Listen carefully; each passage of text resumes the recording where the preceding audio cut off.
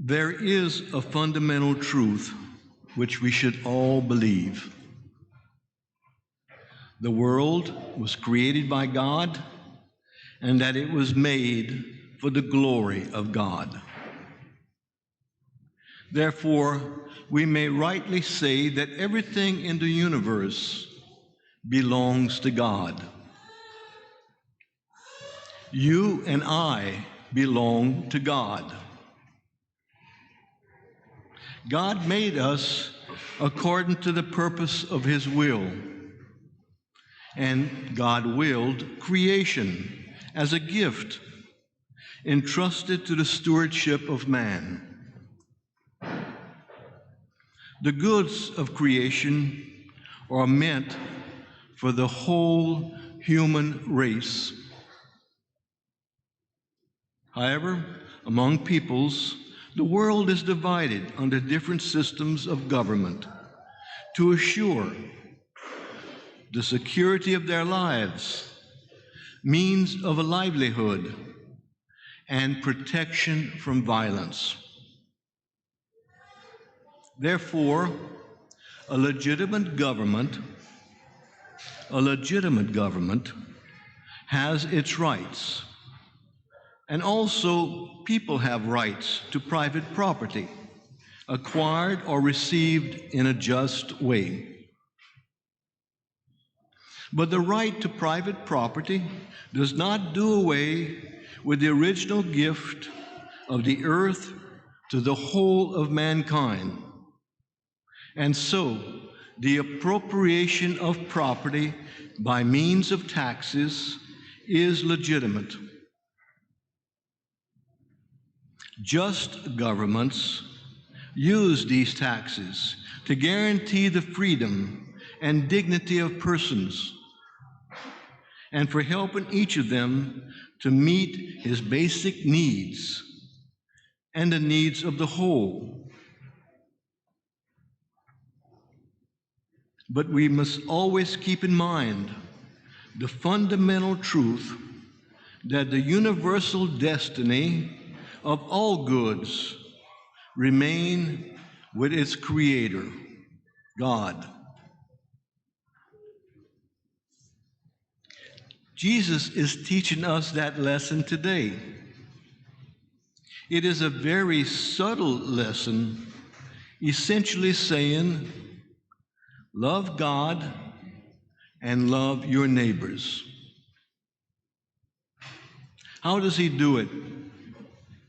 He is forced to teach those who are challenging His authority. Today, He is given a yes or no question designed to derail Him, to finally undo Him. For context, Jesus and His disciples have arrived in Jerusalem,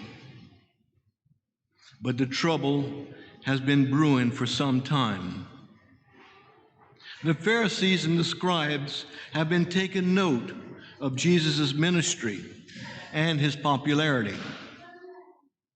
His authority was rivaling that of the Pharisees.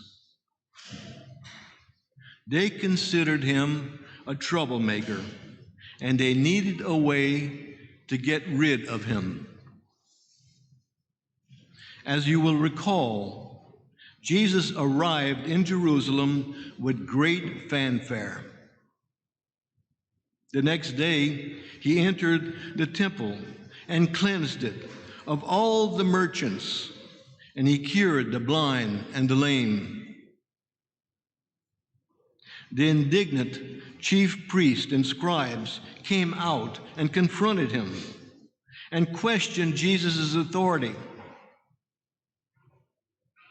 For us here, this is the fourth Sunday in a row that Jesus has been in these discussions with them.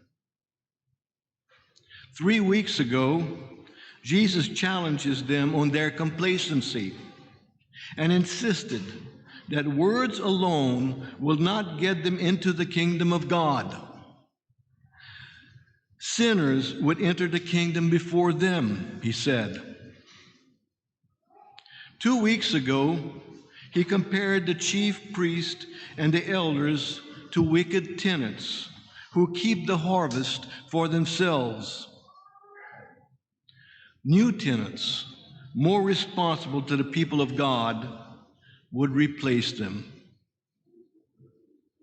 And last week, in a parable, he likened them to guests who refused to come to the king's feast.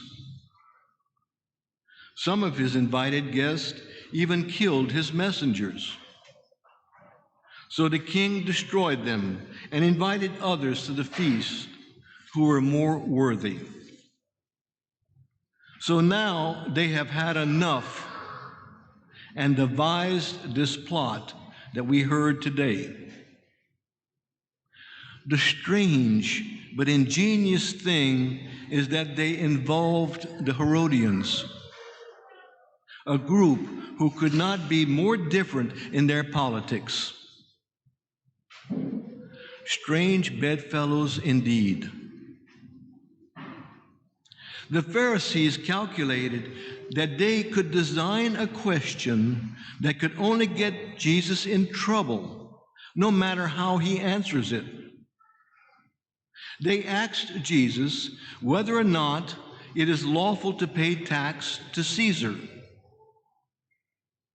The Jews were against Roman rule, so they opposed paying tax to Rome.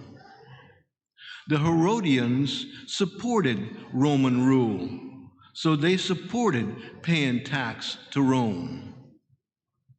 Either way, they thought, Jesus was in trouble. The Herodians would have reported Jesus for inciting the Jews against Rome, or the Jews would have seen Jesus as a friend of their enemy. Jesus sees through their malice. His reply was masterful. Since coins had an image of Caesar on them, Jesus declares to give to Caesar what belongs to Caesar, and to God what belongs to God. It was not what they expected. They were defeated again. This reply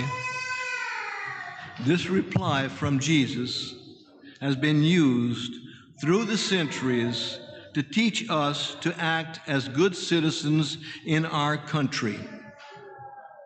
And it works well in that cause. Obviously, we are good citizens when we pay our just taxes, defend our country against aggressors, by voting, by taking part in the census, and in many, many other ways. So it is lawful, according to God, to render to Caesar what is Caesar's. But the fundamental truth is still there. God, our Creator, is still owner of everything. And Jesus nailed that fundamental truth loud and clear by following with, and render to God what belongs to God. Caesar's rights are conditional and temporal. God's rights are universal and eternal. In our likeness, we resemble God primarily because of the stewardship He gives us over the rest of creation. But stewardship is not unlimited control. Good stewardship requires a judicious use and distribution of the goods and resources of the earth. Human solidarity is God's will. Remember that Jesus prayed that we all be one? And so, we should always be oriented towards ensuring that everyone has his or her basic needs met, including food, water, and shelter. Therefore, paying our just taxes to government is one of the ways that we love our neighbor. Rendering to God is knowing Him, loving Him, and serving Him. Rendering to God is giving Him the glory for it all. In our prayers, in our tithes, in our worship. Our final rendering to God comes when we return to Him our most precious gift, our very lives and our very souls.